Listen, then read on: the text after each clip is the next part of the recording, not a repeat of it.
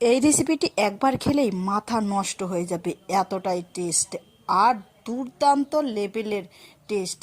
খেতে দারুণ মজার, বেগুন দিয়েই কিন্তু অসাধারণ টেস্টে এক দারুণ রেসিপি করে দেখাবো। দুইটা আমি বেগুন নিয়েছি, বড় বড় সাইজের, গোল গোল করে আমি কেটে ধুয়ে পরিষ্কার করে নিলাম।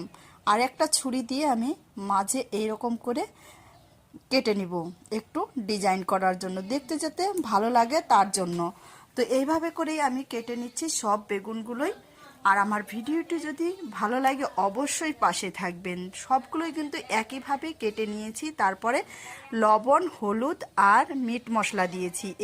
তারপরে দিয়ে দিচ্ছি শুকনো লঙ্কা বাটা, আদা বাটা আর রসুন বাটা অল্প। এটাকে ভালো করে হাত দিয়ে মেখে নিতে হবে। দেখে এখনই কিন্তু লোভ লাগছে, এতটাই এই রেসিপি লোভনীয়। তো রান্নার পরে কত না টেস্ট হবে। তারপরে দেখুন আমি সর্ষের তেল দিয়ে কড়াইয়ের মধ্যে ভেজে নিচ্ছি।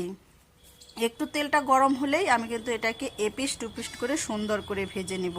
তো হালকা আজে ভাজবো, ততক্ষণ আমি মশলা করে নিচ্ছি। দিয়ে দিচ্ছি রসুন, টমেটো, আদা, শুকনো লঙ্কা আর কয়েকটা গোলমরিচ বাটা করে নিলাম।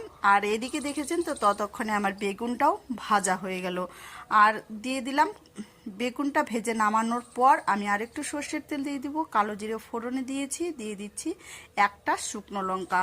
তারপরে দিয়ে দিচ্ছি পেঁয়াজ কুচানো, আর আগে থেকে যে আমি মশলাটা বেটে নিয়েছিলাম ওই মশলাগুলো দিয়ে দিচ্ছি। তারপরে দিয়ে দিচ্ছি আমি এখানে স্বাদ মতো লবণ আর হলুদের গুঁড়ো। এইভাবে করেই কিন্তু মশলাটা কষাতে হবে যতক্ষণ না তেল ছেড়ে দিচ্ছে মশলা থেকে। তো দেখেছেন তো, ভালো করে কষাতে হবে। আর একটু আমি জল দিয়ে কষাতে থাকবো যাতে নিচে না লেগে যায় মশলাটা। অবশ্যই তাহলে এই রকম রেসিপি তৈরি করে দেখবেন, মুখেও লেগে থাকবে আর এক থালা ভাত নিমিশেই শেষ হয়ে যাবে। যারা বেগুন পছন্দ করে না তারাও কিন্তু আঙ্গুল চেটে পুটে খাবে এই রকম রেসিপি পেলে। তারপরে দেখেছেন তো আমি এইখানে একটু তেঁতুল গোলানো জল দিয়েছি। এই তেঁতুল গোলানো টকটকও একটু ভাব লাগবে, আবার বেগুনেরও রেসিপি পেয়ে যাবেন। তারপরে আমি একটু নেড়ে চেড়েই, তেঁতুলটা দেওয়ার পরে আমি নেড়ে চেড়ে একটু জল দিয়ে দেবো ফুটানোর জন্য।